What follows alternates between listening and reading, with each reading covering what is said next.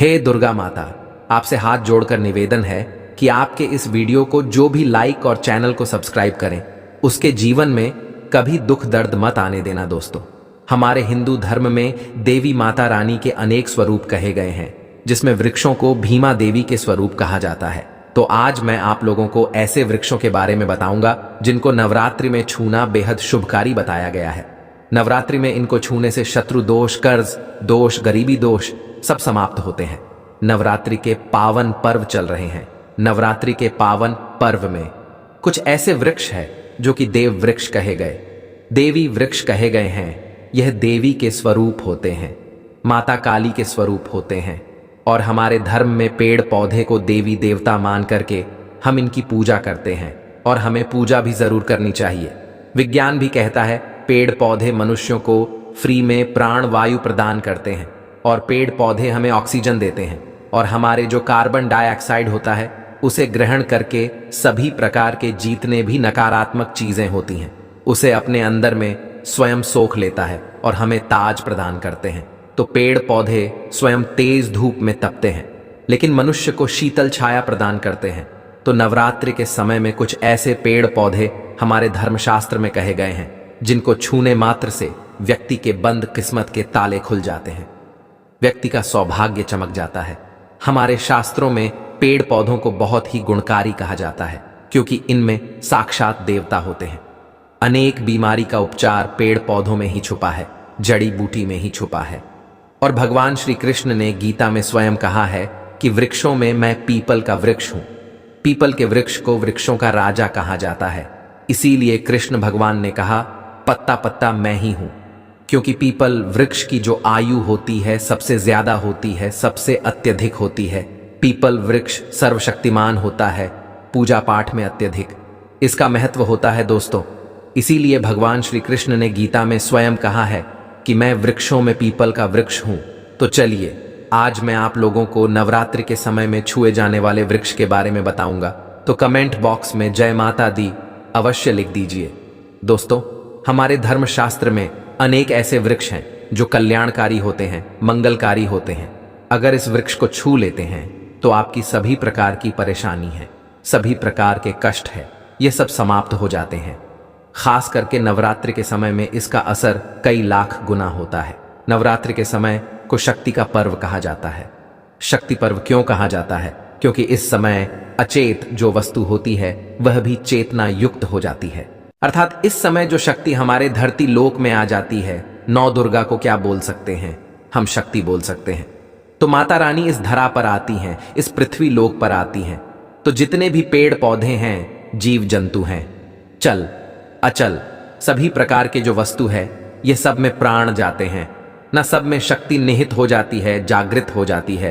तो इस समय कोई भी पेड़ पौधे को जाकर के छू ले, खास करके देवी स्वरूप कहे गए जो पेड़ पौधे होते हैं, जाकर के आप इसे छू करके आते हैं तो आपके जीवन की परेशानी है, दुख है, तकलीफ है, कष्ट है, रोग है, बीमारी है, कलह है, जीवन में चल रही बहुत बड़ी समस्या है, सब समस्या समाप्त हो जाती है। काल सर्प दोष, मंगल दोष, शनि दोष, राहु दोष तत्काल अपना असर दिखाती है और सब दोष खत्म हो जाते हैं। दोस्तों, आज मैं आप लोगों को 3 पौधों के बारे में बताऊंगा, और ये तीनों पौधे देव वृक्ष कहे जाते हैं। वीडियो को ध्यान से देखना।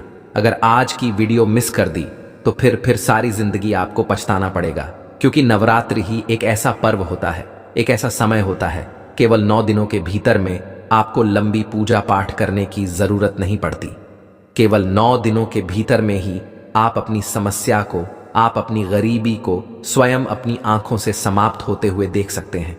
मैं जिस वृक्ष के बारे में बता रहा हूं, यह सारे वृक्ष आपको अपने घरों के आसपास में बहुत ही आसानी से मिल जाएंगे। दोस्तों, वीडियो में आगे बढ़ने से पहले, जानकारी बताने से पहले, अभी तक कमेंट बॉक्स में जय माता दी नहीं लिखे हैं तो जय माता दी जरूर लिखना। जब आप हमारे कमेंट बॉक्स में जय माता दी लिखते हैं तो हमें काफी हर्ष होता है, काफी उल्लास होता है। आप हमारी वीडियो को लाइक करते हैं तो हमारा मनोबल बढ़ता है। दोस्तों, मेरे जो उपाय होते हैं आप लोगों को मैं सरल से सरल आसान उपाय बताता हूं, जो भी हमारे गुरुदेव ने हमें सिखाया है। जो उपाय बहुत ही सरल होते हैं, बहुत ही आसान होते हैं, और ये राम बाण की तरह काम करते हैं। जिस प्रकार प्रभु श्री राम जी के जो बाण होते हैं, छुंग होते हैं, उसी प्रकार मेरे वीडियो में बताए गए जो उपाय होते हैं अचूक होते हैं, कभी भी प्रभाव ही नहीं होते हैं। तो वीडियो को ध्यान से देखना, कौन से ऐसे 3 वृक्ष हैं जिसे हमें छू करके नवरात्रि के समय में जरूर आना चाहिए। एक खास बात सभी दर्शकों को बताना चाहूंगा, नवरात्रि के समय में जितना ज्यादा हो सके देव वृक्ष की पूजा जरूर करना दोस्तों। देव वृक्ष में कई प्रकार के वृक्ष होते हैं।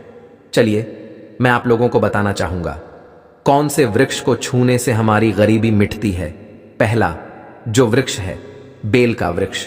जो बेल का वृक्ष है, यह वृक्ष माता पार्वती के पसीने से उत्पन्न हुआ है।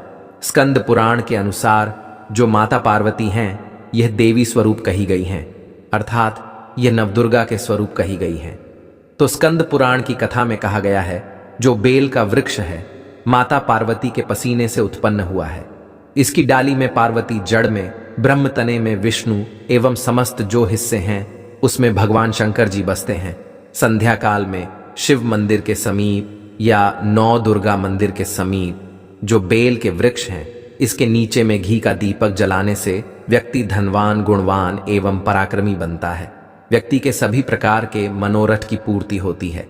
हमारे धर्मशास्त्र यह भी कहते हैं नवरात्रि के समय में अगर कोई भी व्यक्ति, जी हां, नवरात्रि के समय में अगर कोई भी व्यक्ति बेल के वृक्ष को माता नौ दुर्गा का ध्यान करते हुए 7 बार छू करके आ जाते हैं, तो ऐसे व्यक्ति की तत्काल, अगर उपवास व्रत रखा है, ध्यान से सुनिए, जो लोग उपवास व्रत रखे हैं ऐसे व्यक्ति की थकान, सुस्ती तत्काल चली जाती है।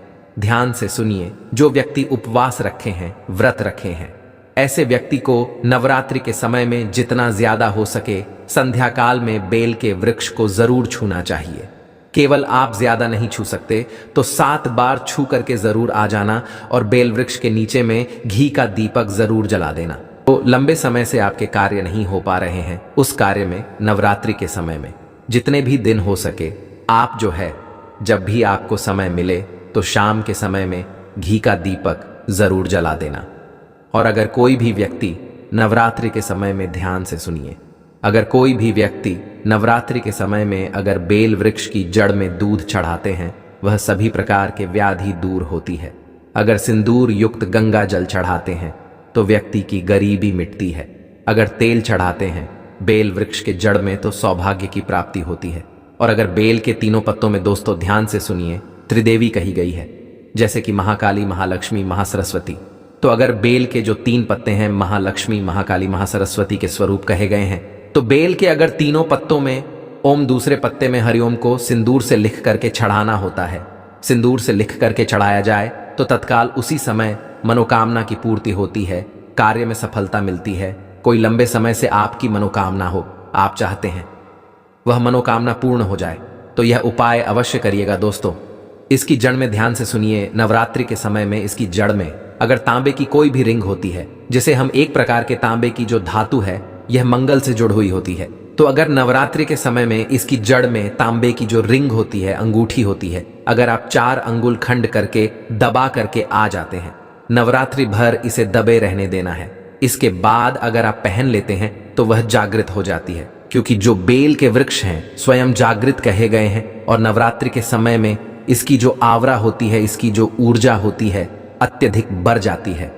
फिर अगर आप इस प्रकार की अंगूठी को पहनते हैं तो कभी भी आपको रक्त संबंधी समस्या नहीं आती, शनि का दोष नहीं सताता, राहु की पीड़ा नहीं सताती और नौ दुर्गा की कृपा से सदैव आप सुरक्षित रहते हैं। ऐसे व्यक्ति की कभी भी अकाल मृत्यु नहीं होती। तो दूसरे पौधे के बारे में बता रहा हूं, यह शमी का वृक्ष है। शमी के वृक्ष को जगदम्बा के स्वरूप कहा गया है। जो शमी के वृक्ष हैं ये स्वयं जगदम्बा के स्वरूप है। इस पर स्वयं मान जगदम्बा स्वयं साक्षात विराजमान रहती है। और कोई भी व्यक्ति अगर संध्या काल में नवरात्रि के समय में इसके नीचे में धूप दीप जलाता है, धुआं दिखाता है, तो उनकी सभी प्रकार की परेशानी दूर होती है। धर्मशास्त्र कहते हैं अगर कोई भी व्यक्ति नवरात्रि के पूरे समय में हो सके, अगर आप 1 दिन भी करना चाहते हैं तो आप यह उपाय 1 दिन भी कर सकते हैं, पंचमी या सप्तमी के दिन कर सकते हैं। तो हमारे धर्मशास्त्र में कहा गया है अगर नवरात्रि के समय में लाल चुनरी अगर कोई भी व्यक्ति मनोकामना बोलते हुए शमी के वृक्ष में बांधे तो वह मनोकामना की पूर्ति होती है। लाल चुनरी अगर कोई भी महिला जाकर के बांधती हैं तो उन्हें सौभाग्य की प्राप्ति होती है। उसके पति की कभी भी अकाल मृत्यु नहीं होती। इसकी जड़ में सिंदूर डालने से व्यक्ति को आरोग्य की प्राप्ति होती है। जो लोग लंबे समय से बीमार पड़े हैं, ऐसे व्यक्ति के जो घर में रहने वाले सदस्य हैं, तो वह लोग जो बीमार पड़े हैं उनके शरीर से 7 बार सिंदूर को उतारा करके शमी की जड़ में डाल सकते हैं, तो उनके रोग जल्दी ठीक हो जाएंगे। जो लोग लंबे समय से बीमार पड़े हैं या फिर आप बीमारी से बचना चाहते हैं, निरोग रहना चाहते हैं, तो इसकी जड़ में सिंदूर जरूर डाल देना मनोकामना पूर्ति करने के लिए। मैं एक मंत्र बता रहा हूं, इस मंत्र को बोलते हुए शमी के वृक्ष को छूना है। आप तत्काल नवरात्र के समय में इसका रिजल्ट देखना। जैसे ही नवरात्रि समाप्त होगी, आपकी जो मनोकामना है उसकी पूर्ति हो जाएगी। आपकी जो दरिद्रता है वह दरिद्रता समाप्त हो जाएगी। तो मंत्र कौन सा है? तो आपको बोलना है मम मनोरथे पूरे मम दरिद्र नाश। ये मंत्र आपको बोलना है। ये मंत्र बोलते शमी के वृक्ष को छूना है।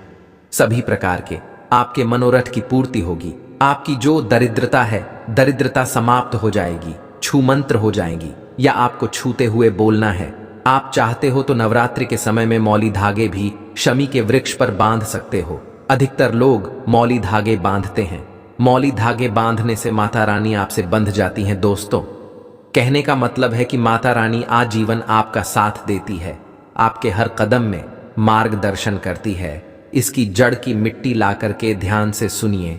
नवरात्रि के समय में अगर आप जो है 9 दुर्गा के उपवास नहीं कर पा रहे हैं, व्रत नहीं कर पा रहे हैं किसी कारणवश, तो केवल इसकी जड़ की मिट्टी ला करके नवरात्रि के समय में स्नान करने से व्यक्ति का भाग्य उदय हो जाता है, व्यक्ति का भाग्य चमक जाता है, व्यक्ति की जो फूटी किस्मत होती है वह भी चमक जाती है। आप में से अधिकतर लोग बोलते हैं ना कि हमसे लक्ष्मी नाराज हो चुकी है, लक्ष्मी हमारे घर में आना ही बंद कर चुकी है।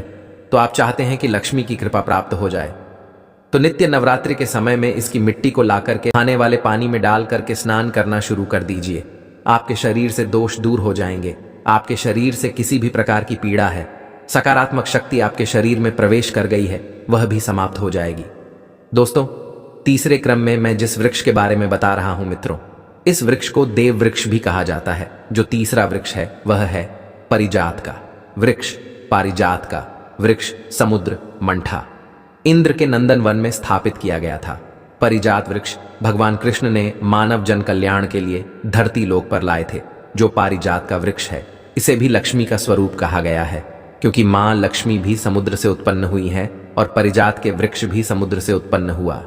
इस नाते ये मां लक्ष्मी की बहन कहीं जाती है तो ऐसा माना जाता है कि कोई भी मनुष्य, उनके शरीर में कितनी भी ज्यादा थकान हो, कितनी भी पीड़ा हो, व्रत रख रहे हैं, व्रत के दौरान अगर आपके शरीर में थकान है, पीड़ा है, तो पारिजात के वृक्ष को शाम के समय में छू करके जरूर आ जाना। आप चाहते हो तो नवरात्रि के किसी भी टाइम में आपको टाइम मिले, उस समय में जा करके इसके वृक्ष को छू सकते हैं।